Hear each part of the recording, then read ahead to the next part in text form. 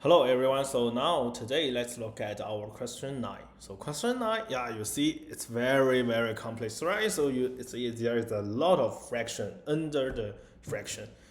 The fraction with fraction with fraction with fraction on the denominator. In this one also fraction on the denominator. So what should I do?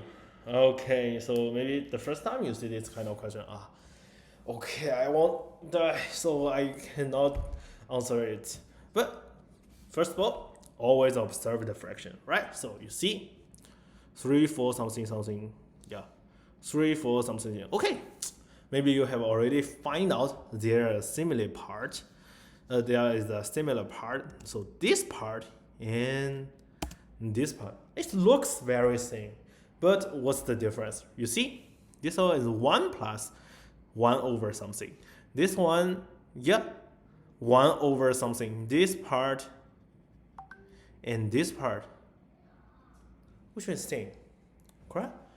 So remember our knowledge point about the question, I think it's question 7, right? 1 over a plus 1 plus 1 over 1 plus 1 over a equals to 1. So let's find out, can we use this formula to represent the things in our question 9? Yeah, maybe I want to use it to represent a. So I can say a equals to 1 over 1 plus this part. So how about this part? You see, 3, 4, and 1 plus. But this time we don't have 1 plus, right? So, but we have a 2 here. So we can separate these two, become 1 and 1. And also, how can I cancel these things? If I want to cancel these things, just flip it. So I can write down a 1 over a is just this part, correct? So I can also use a to represent it. So this one is just the 1 plus 1 plus 1 over 3 plus something.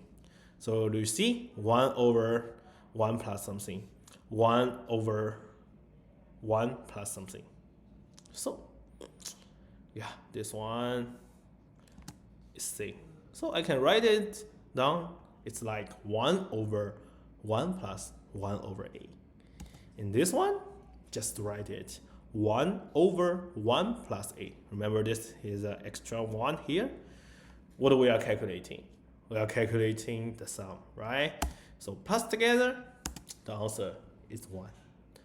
Okay, so for this question, you see, the first step is to observe, do we have some similar part on our fraction?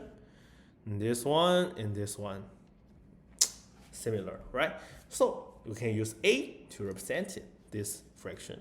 And after that, to find out if I can find some relationship between these two fractions. And remember our knowledge points, this one is very important thing, and we know the result is just equals to 1.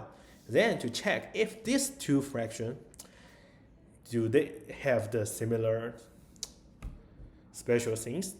Okay, so after that you find out it, use a to represent all this kind of complex fraction and find the sum. It's just